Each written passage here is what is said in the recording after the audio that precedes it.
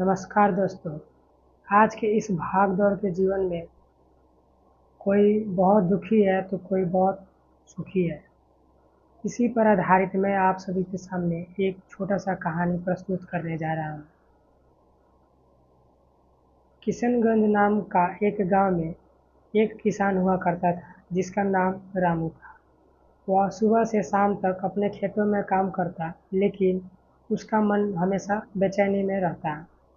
वो हमेशा शहर की चकाचौंध, पैसों की तरक्की और दूसरों की तरक्की को देखकर वो हमेशा सोचता कि मैं इतना खुश क्यों नहीं हूँ। इन सारी चीज़ों को वो हमेशा देखता और वो हमेशा परेशान रहता था। एक दिन उसके गांव में एक महान साधु आए जो कि बहुत ही विद्वान थे।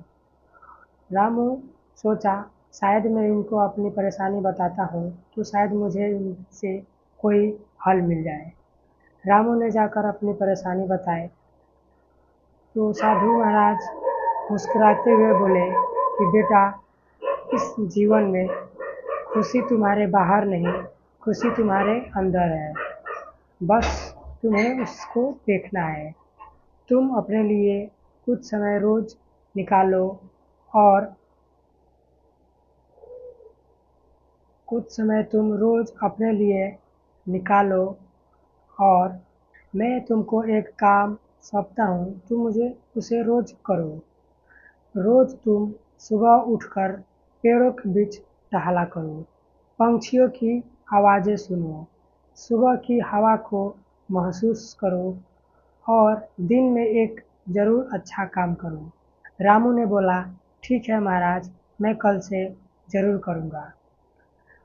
रामू सुबह रोज उठता और पेड़ों के बीच जाकर टहलता, सुबह की हवा को महसूस करता और पंछियों की आवाज़ों को सुनता और महसूस करता और रोज़ वो एक दिन एक न एक अच्छा काम ज़रूर करता।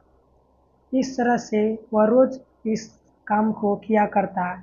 इस तरह से उसको प्रकृति से प्यार हो गया और वो रोज़ एक न एक अच्छा काम ज़रूर करता। एक दिन उसने एक छोटे से बच्चे को, वो जो कि बहुत ही गरीब था, उसको अपने फसल का कुछ हिस्सा उसको दे दिया। जब उसने उसको दिया तो उसकी चेहरे पे मुस्कान आ गई। उसकी मुस्कान को देखकर रामू अंदर ही अंदर पिघल गया। इस तरह को देखकर वो समझ गया था कि खुशी हमारे आसपास ही है। हमें खुशी छोटी छोटी चीज़ों से भी मिल सकती है। इस तरह से उसने प्रकृति को अपनाया और रोज़ कोई ना कोई अच्छा काम ज़रूर करता। इस तरह से उसने महसूस कर लिया, इस भाग दौड़ के जीवन में पहचान लिया कि खुशी किस तरह से हमें मिल सकती है। इस तरह से वह रोज़ किसी न किसी अच्छा काम को ज़रूर करता, प्रकृति को हमेशा उठ करके अपने जीवन में उसको महसूस करता और उसने समझ लिया कि इस भाग दौड़ के जीवन में हमें खुशी छोटी मोटी चीज़ों से भी मिल सकती है। इस तरह से हमें इस कहानी से दो शिक्षा मिलती है। पहला, कि हमें आसपास की चीज़ों से भी खुशी मिल सकती है, बस आपकी नज़रिया उस तरह की होनी चाहिए। और दूसरी शिक्षा ये मिलती है कि हमें प्रकृति से भी बहुत ज़्यादा प्यार करनी चाहिए।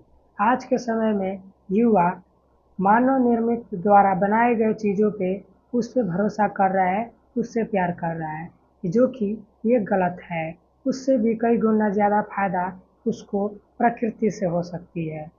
अगर आपको ये वीडियो अच्छी लगी हो तो लाइक कीजिए, शेयर कीजिए, सब्सक्राइब करना ना भूलें। धन्यवाद।